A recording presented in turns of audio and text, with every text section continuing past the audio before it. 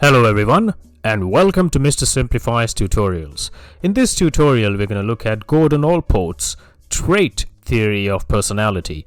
Now before we start today's tutorial, I'd like to request my subscribers to visit my new Facebook page. I'll highly appreciate your support on that platform too. Now, when we describe a fellow human being, we often use descriptive terms like confident, outgoing, etc. And what we're referring to here are called traits. Okay? So a trait is essentially a characteristic that can be used to describe a person. Now, according to Allport, personality traits are the basic units on which our personalities are structured. A combination of traits and the interaction between these various traits constitutes a personality. And because every combination is unique, every personality is unique too. Also, in Allport's opinion, psychoanalysis, which was founded by Sigmund Freud, delves too deeply into the past and the unconscious mind, whereas behaviorism doesn't delve deep enough. So, although he never actually denied the influence of past experiences, his theory, in his opinion, emphasizes the relevance of the conscious mind and the present circumstances. So he didn't disagree completely with the likes of Freud.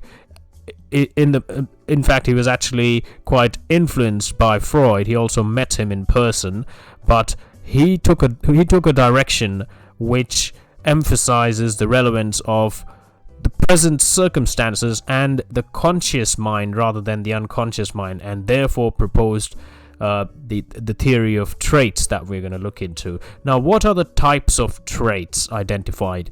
Now, for his study, Allport actually went through an English dictionary and realized that there are over 4,000 words which describe different human traits. And then he categorized these into three levels of traits, three types of traits, which are cardinal traits at the highest level, central traits, and then secondary traits at the lowest level. Now let's look at each trait type in detail. Now, cardinal traits. Cardinal traits are traits which are so dominant that they can actually be used to define a person. Okay? Now, these are rare and cannot be found in many people. So what do you actually mean by this? Now, when a cardinal trait is found in a person, one or two of these traits can actually be used to define entire personalities of such people. So a couple of traits can actually be used, if they're cardinal traits, a couple of traits can actually be used to describe entire personalities. So when present, such traits will actually shape the person, their emotional composition, and their behaviors. Okay, now for example, if we look at Mother Teresa, a trait that or a couple of traits that she's strongly associated with are goodness and kindness. And if we speak about Adolf Hitler, dictatorship can be a trait, and ruthlessness can actually be a trait that can be used to describe that personality completely. So that's what we actually mean by cardinal traits. Central traits. Now, central traits are fundamental traits that actually form the basic foundations of personality. They're important, but they're not as dominant as cardinal traits. Now, according to Allport, every person contains 5 to 10 such traits, and these are actually present in people in varying magnitudes, and therefore their personalities are all different to one another. Their personalities are therefore unique. Examples are self-confidence, shyness, honesty, etc. So 5 or 10 of these type of traits can actually be described, can actually be used to describe a person, and they're present in different people at different magnitudes. Secondary traits. Now, secondary traits can actually relate to attitudes or preferences. They're often seen in certain situations and are not on display at all times.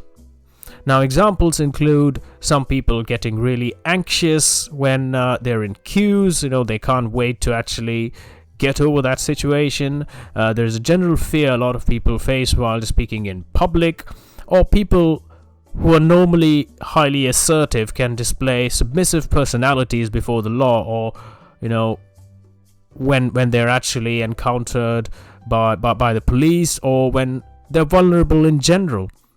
So as we see, secondary traits can actually be very situational. They can therefore also be very difficult to detect, as they're only simulated by certain specific triggers.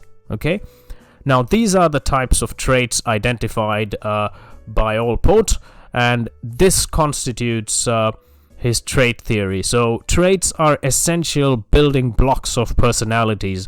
A combination of various traits actually constitutes a person's personality, as per Gordon Allport. Okay, great. That was a good little introduction of Allport's personality trait theory. I thank you very much for your attendance, and if you like this content, please click on the like button, subscribe, and keep supporting this channel and spreading the word about it on a regular basis. And take care of yourself.